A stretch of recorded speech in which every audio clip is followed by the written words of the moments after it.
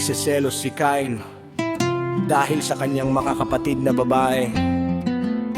At ang mga anak ay lumakas ng lumakas at lumaki sa pangangatawan. Ngunit si Cain ay matigas ang puso at naghari sa kanyang nakabatang kapatid. At kadalasan, kapag nag-ahay ng kanyang ama, siya ay maiiwan at hindi sasama sa kanila upang mag-alay.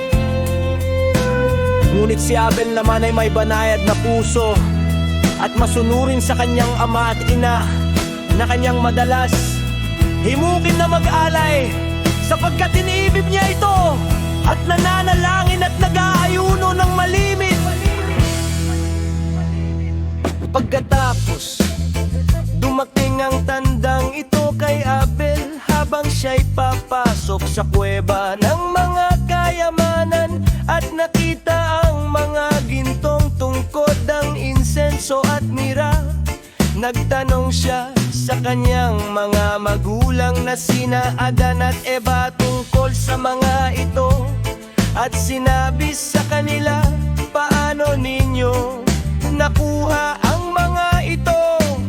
At isinalaysay ni Adan sa kanya ang lahat ng nangyari sa kanila, at lubos na nakaantig kay Abel ang kanyang narinig sa ama.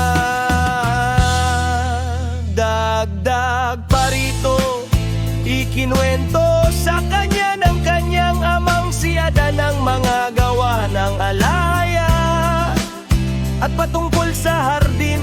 At pagkatapos noon siya ay nanatili sa likuran ng kanyang ama sa buong gabing iyon sa kuweba ng mga kayamanan. At ng gabing iyon, habang siya ay nananalangin, nagpakita sa kanya si Satanas sa anyo ng isang tao na nagsabi sa kanya, madalas mong hinihikayat ang iyong ama na mag-alay, magayuno at manalangin, kaya't papatain kita at papawiin kita sa mundong ito. Ngunit si Abel naman, nanalangin siya sa alahaya at pinalaya si Satanas, at hindi niya pinaniwalaan ang mga salita ng demonyo.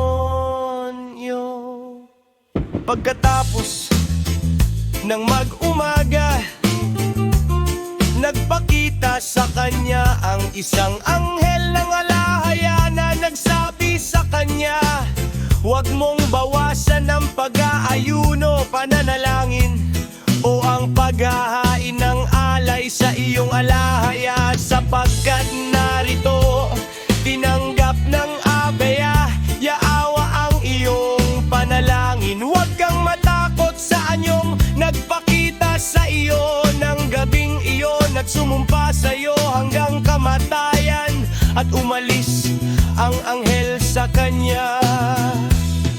Pagkatapos ng mag-umaga, pumunta si Abel kina Adan at Eva, at ikinuwento sa kanila ang pangitaing kanyang nakita. Ngunit nang narinig nila ito, labis silang nagdalamhati, ngunit wala silang sinabi sa kanya tungkol dito.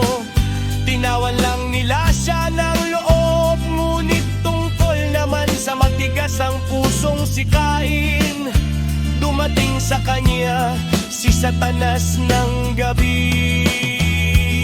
Nagpakita at nagsabi sa kanya, yamang mas minamahal ng iyong mga magulang na si Adan at Eva ang iyong kapatid na si Abel kaysa sa iyo, at ibig siyang ipakasal sa iyong magandang kapatid na babae dahil mahal nila siya. Ngunit ibig ka namang ipakasala sa kanyang pangit na kapatid na babae dahil kinamumuhian ka nila.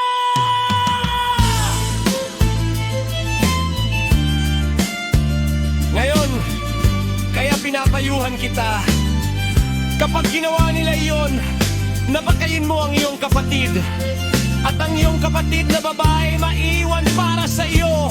At ang kapatid na babae niya ay itatakwil. At umalis si Satanas sa kanya, ngunit ang masama ay nanatili sa puso.